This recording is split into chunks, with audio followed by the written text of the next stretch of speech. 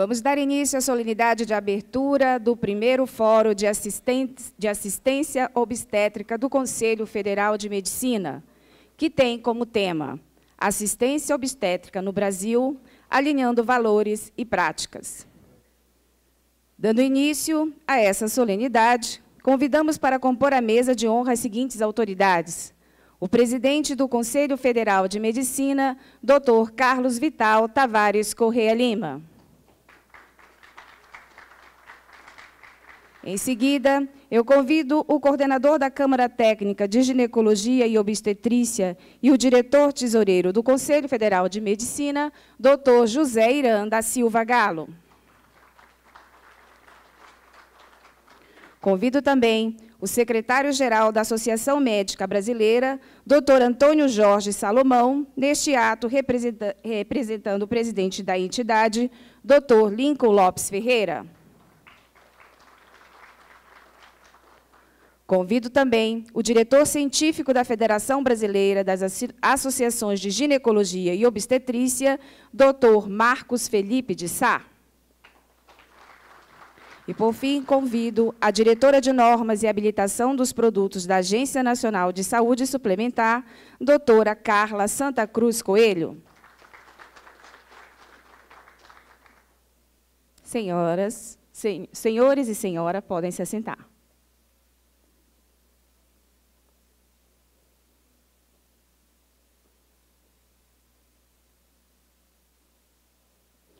Com a palavra, para suas saudações aos participantes do evento, a doutora Carla Santa Cruz Coelho. Bom dia a todos e a todas aqui presentes. É um prazer estar aqui hoje discutindo a assistência obstétrica no Brasil. Queria agradecer, primeiramente, ao presidente do Conselho Federal de Medicina, Dr. Carlos Vital Brasil, pelo convite à Agência Nacional de Saúde Suplementar por estar presente neste evento. Aproveito e saúdo também o José Irã da Silva Galo, meu amigo, coordenador da Câmara Técnica de Ginecologia e Obstetrícia, que vem desenvolvendo um trabalho muito importante nesse grupo de médicos e entidades que participam e pensam a saúde obstétrica, a saúde da mulher e das crianças no Brasil. Aproveito e saúdo também todos os membros aqui presentes nessa mesa. Gostaria de contar um pouco a história dessa comissão. Essa comissão foi criada há alguns anos e há 2 ou 3 anos vem sendo conduzida pelo Dr. Irã. E, a partir daí, nós vemos desenvolvendo ações em conjuntos, principalmente na questão da saúde suplementar, dos planos de saúde, em relação às indicações de cesarianas, a atenção obstétrica no Brasil e como nós podemos melhorar e qualificar essa atenção. Então, esse momento hoje nós vamos discutir com grandes especialistas da área e aí pela programação que os senhores têm na mão, esse grupo pensou nessas pessoas, nesses conselheiros, diretores de hospitais, da academia, universidade, saúde suplementar, que pudesse trazer essas experiências para que a gente pudesse sair daqui mais capacitados e mais interessados nesse tema e que a gente possa, cada um no seu ambiente, na sua formação, trazer ações importantes, fazer ações importantes, melhorar a gestão, melhorar a clínica e poder desenvolver uma atenção obstétrica de qualidade no Brasil. Então, parabéns ao Conselho Federal de Medicina por encarar esse tema e trazer essa discussão hoje. E eu tenho certeza que será um dia intenso, de muito aprendizado, de muito debate, e que a gente vai sair daqui com novas ações integradas. Muito obrigada. Obrigada, doutora. Com a palavra, o doutor Marcos Felipe de Sá. Bom dia a todos.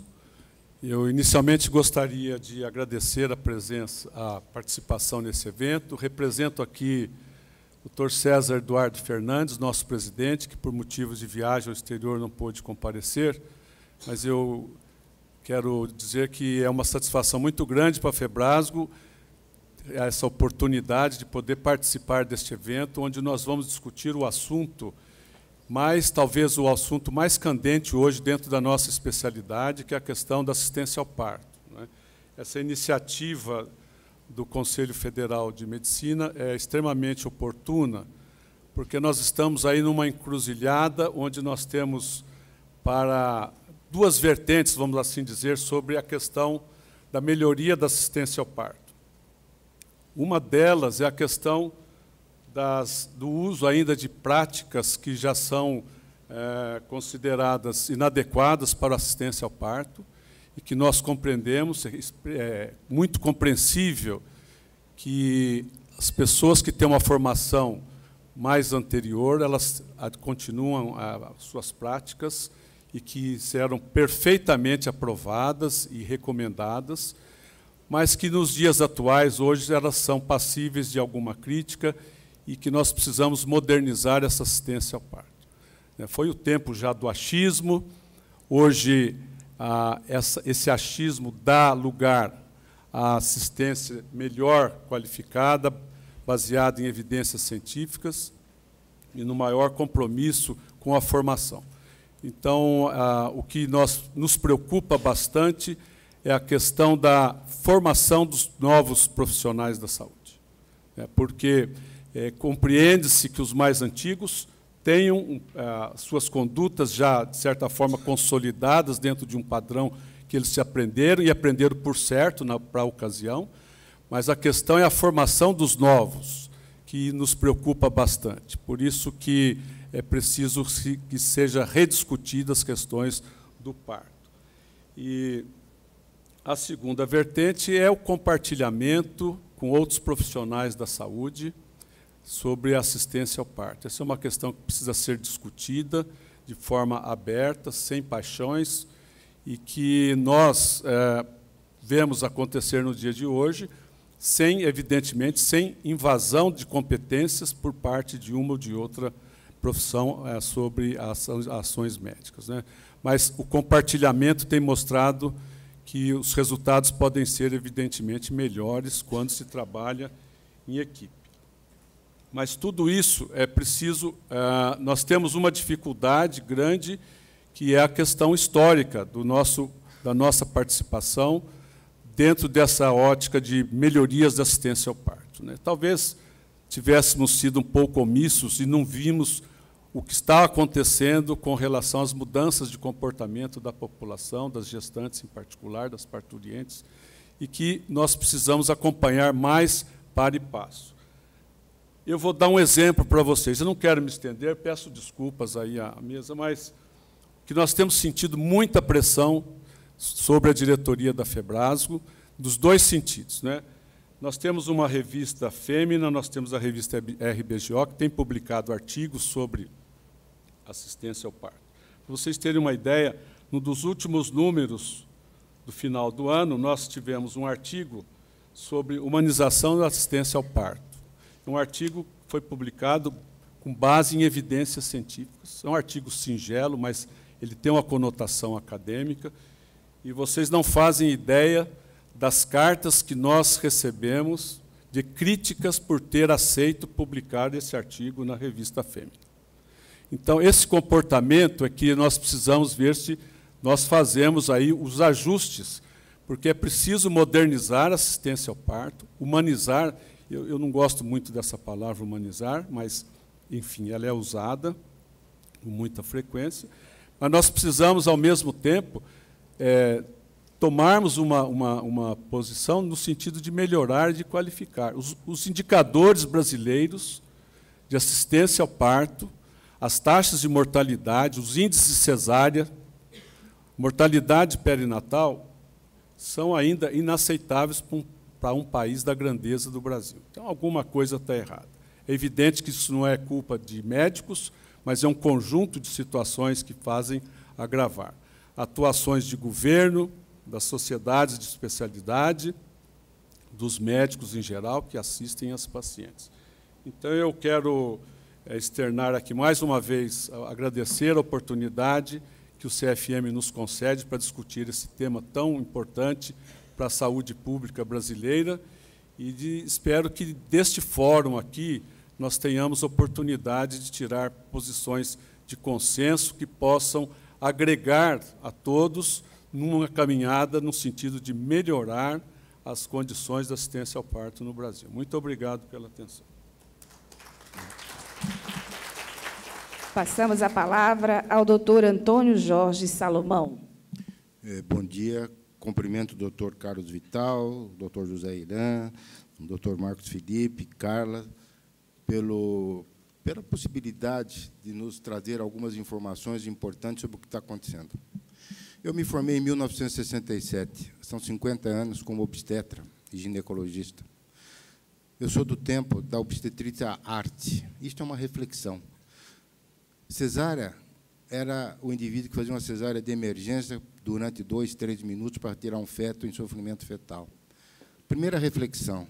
Hoje, a brincadeira é o parto natural é cesariana. O parto anormal é o parto vaginal. Nós não tínhamos ocitocina, nós tínhamos orastina. Nós não tínhamos rompedor de bolsa, nós tínhamos uma pinça de dente quebrada, na qual nós íamos atingir a bolsa. Nós não tínhamos obstetrizes, nós tínhamos, às vezes, o acompanhamento do próprio médico. E tudo isso mostra uma reflexão. Nós saímos da obstetrícia arte, onde você ainda fazia, eventualmente, um fórceps, uma manobra pélvica, uma extração pélvica, um parto gemelar, até o fórceps de alívio, que hoje está abolido. Será que a obstetrícia mudou muito? Será que nós desaprendemos? Será que nós não temos condições em relação a um corpo docente para ensinar o residente a trabalhar? O que é que está acontecendo? Esse fórum é importante. Eu acredito que nenhum médico é desumano.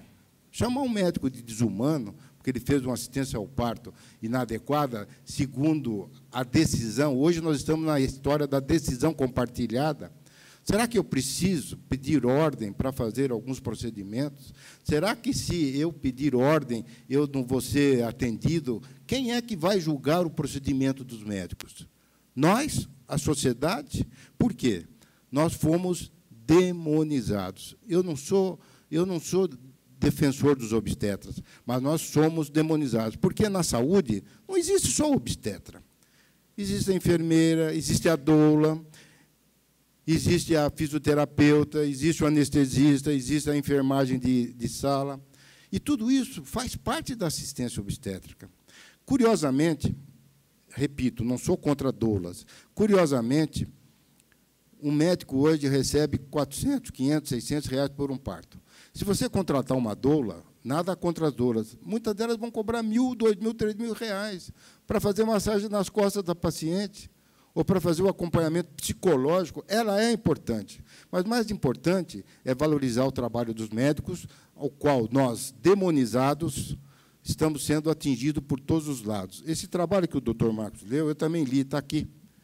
E o que mais chama atenção, para encerrar, é o seguinte: o doutor Schaefer, Mário Schaefer, da Faculdade de Medicina da Universidade de São Paulo, da Medicina Preventiva, fez um levantamento sobre o número de vagas ociosas na nossa especialidade. Hoje nós temos vagas ociosas na nossa especialidade. Aí eu pergunto, o que é que está acontecendo? Muito obrigado. Obrigada, doutor Salomão. Com a palavra, o doutor José Irã da Silva Galo. Bom dia a todos. Primeiro, me sinto realizado nós conseguirmos fazer esse fórum. Eu quero cumprimentar a doutora Carla, do qual cumprimento toda a mesa, a diretora da ANS, do qual nós temos uma relação próxima junto à ANS.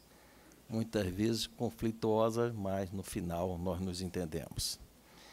Cumprimento os participantes do Fórum sobre Assistência Obstétrica no Brasil, organizado pelo Conselho Federal de Medicina, na figura das conselheiras Lia Damácio, Adriana Escavuzzo, Leia Araújo e Lisete Benzuim. Não poderia deixar também de citar pessoas como a doutora Maria Albertina Rego, que muito contribuiu para que esse fórum tenha sucesso. A doutora Rita de Cássia, a doutora Vera Lúcia. Saúdo essas grandes médicas e mulheres, integrantes da Câmara Técnica do Conselho Federal de Medicina, Ginecologia e Obstetrícia, que brilhantemente tem contribuído com os debates em busca de soluções para os problemas que afetam a vida de mulheres, recém-nascidos e seus familiares. Meus senhores e senhoras, o tema do encontro desse ano, alinhando valores e prática, tem como meta estimular um olhar atento sobre os gargalos que afetam a assistência. Mais do que análise, pretendemos identificar propostas de ação que possam contribuir para mudar a realidade, se implementadas. Isso é necessário e urgente. Todos os dias a imprensa e os órgãos de controle e de fiscalização, como o Ministério Público e os tribunais de contas, apontam sérias dificuldades que impedem que o atendimento se realize de forma segura, rápida e eficiente na rede pública. Sabemos que, em grande parte, as dificuldades relatadas têm origem na falta de estrutura ou de planejamento. Recentemente, encontramos uma declaração desastrosa do presidente da GEAP, onde diz que os médicos e os hospitais são responsáveis pelo caos que está na GEAP. Ele citou muito claro, roubando a GEAP. Eu acredito que ele está equivocado. São maus gestores que roubaram da GEAP. Por exemplo, dados recentes divulgados pela Sociedade Brasileira de Pediatria mostram que a quantidade de leitos de UTI neonatal no país está muito abaixo do que é preconizado pelos especialistas.